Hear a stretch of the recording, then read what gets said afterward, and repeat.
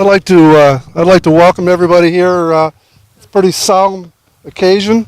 We have a nice turnout. I'm not really fond of speaking, so if I stumble, please forgive me.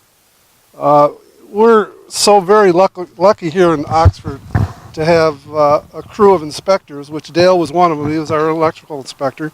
We've got the other inspectors back here that go above and beyond the call of duty. All it takes is a phone call, and they're more than willing to jump in and do whatever it takes to get a job done.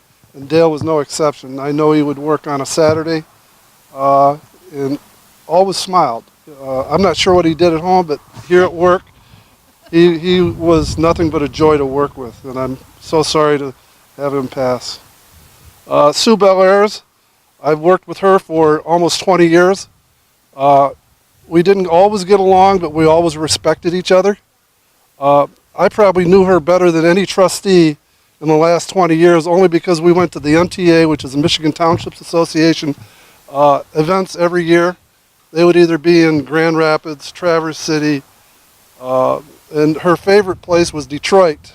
And she had two good reasons for wanting Detroit. It was Motor City Casino and Greektown. She did like to play the slots.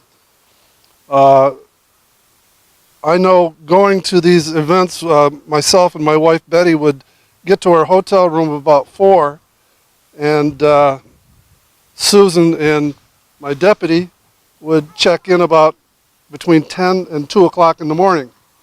I don't know if they got lost or they just happened to find a casino on the way, but they always seemed to do that. But they did show up. You know, Sue put up with a lot at the beginning. She fought the law, and she won. She went through a lot of harassment along with other ladies. Helen Barwig, I see her here. She's to be commended. They had to withstand some brutal attacks, but in the long run, they were totally right.